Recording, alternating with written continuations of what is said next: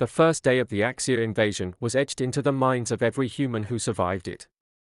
It came with a silence, like the calm before a storm, when the first warning came not from a visible threat but from an odd and unexplained fluctuation in the frequencies of Earth's satellites. At first, experts dismissed it as nothing more than an anomaly, a glitch in communication that would pass with time.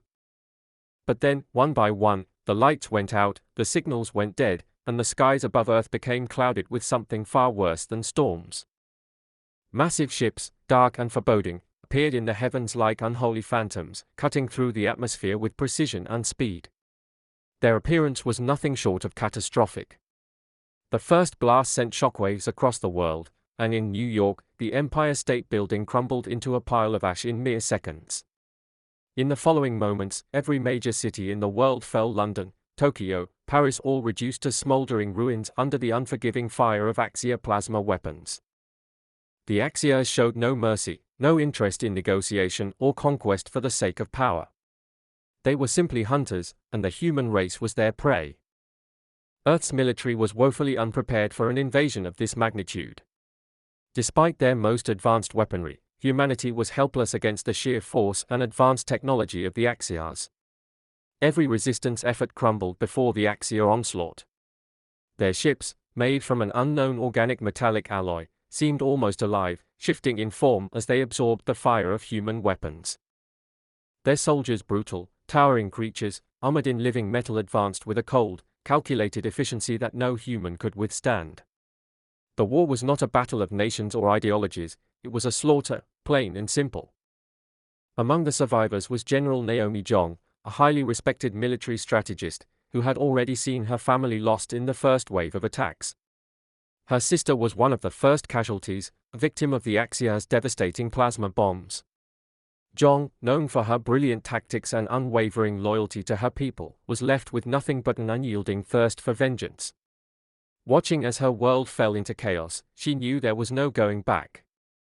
She couldn't simply mourn or retreat, she had to act, for herself, for her people, and for the memory of her sister. With Earth's military all but obliterated, Jong sought to form a new kind of resistance, one that wouldn't just endure, but strike back. She called it the Crimson Vanguard. The Vanguard, unlike any other human military force, was built on desperation and survival. It wasn't made up of seasoned soldiers alone. It was a coalition of all who still had the will to fight: engineers, scientists, civilians, even convicted criminals who all shared the same goal: to end the Axia threat. Among them was Arlo Shepard, a former weapons engineer who had worked for a now-defunct mega-corporation. Shepard, like many others, had lost everything in the Axia assault. His entire team had been wiped out in one of the first attacks, and now he was haunted by the idea that the technology he once created was being turned against his own people. His designs, once built to enforce corporate dominance, were now repurposed to defend humanity from extinction. Shepard was driven by guilt, knowing that the very weapons he had once helped create were now humanity's only hope.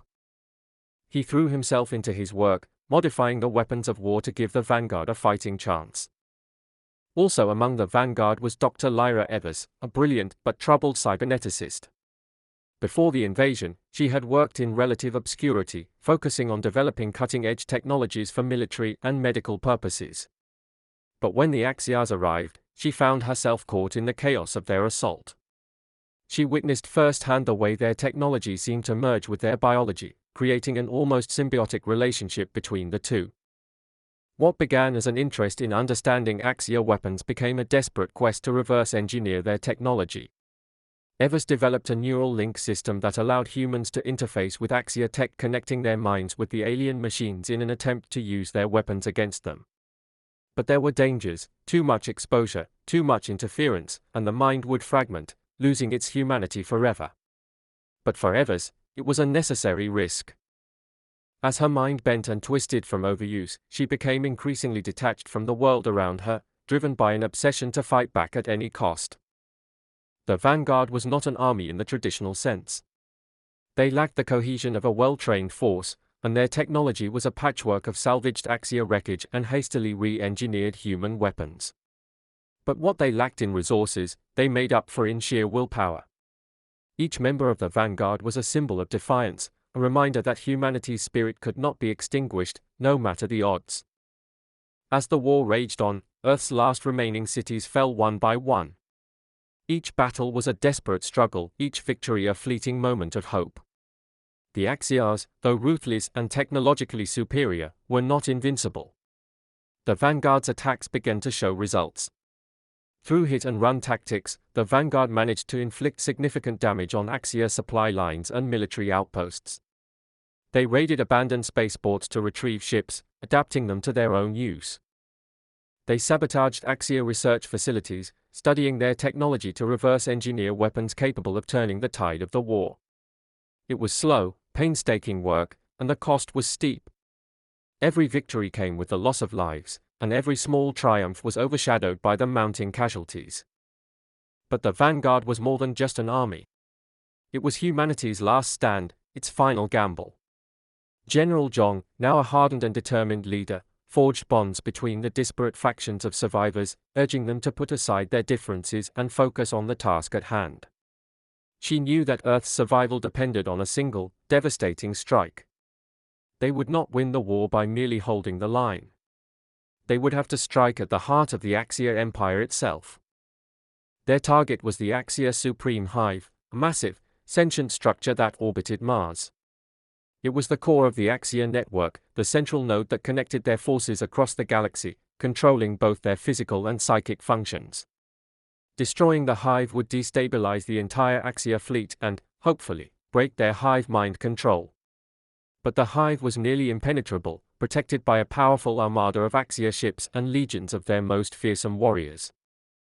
The Vanguard's plan was simple but risky: infiltrate the Hive, plant a series of red crystal charges to destabilize its core, and escape before it was destroyed. The team that would undertake this mission was composed of Earth's best Zhong, Shepard, Evers, and a handful of the most experienced and battle-hardened Vanguard soldiers.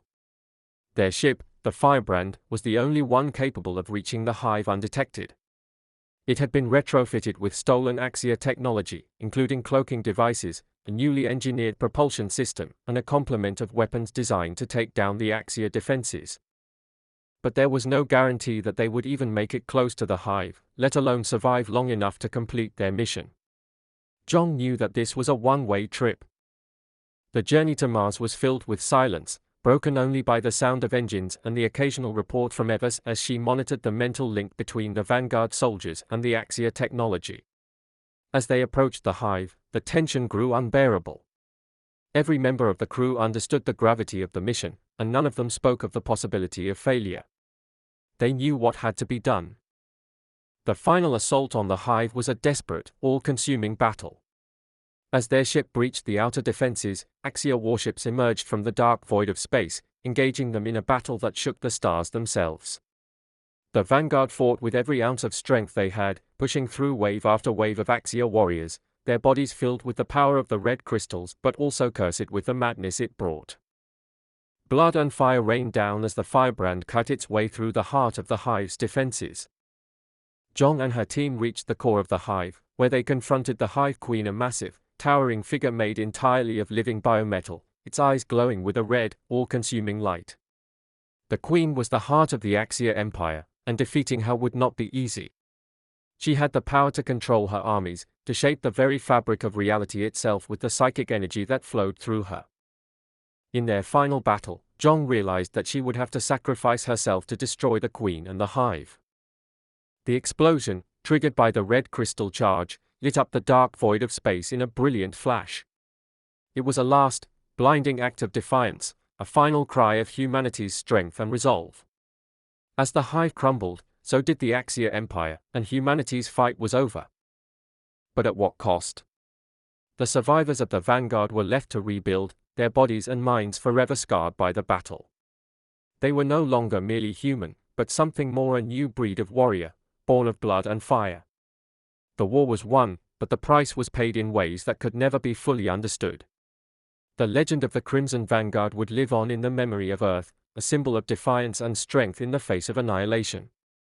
And somewhere, in the vast reaches of space, the human race had made a promise to itself: no matter what the future held, they would never surrender. They had fought for their survival, and they would rebuild, because, in the end, humanity's greatest strength was its will to live, no matter the cost.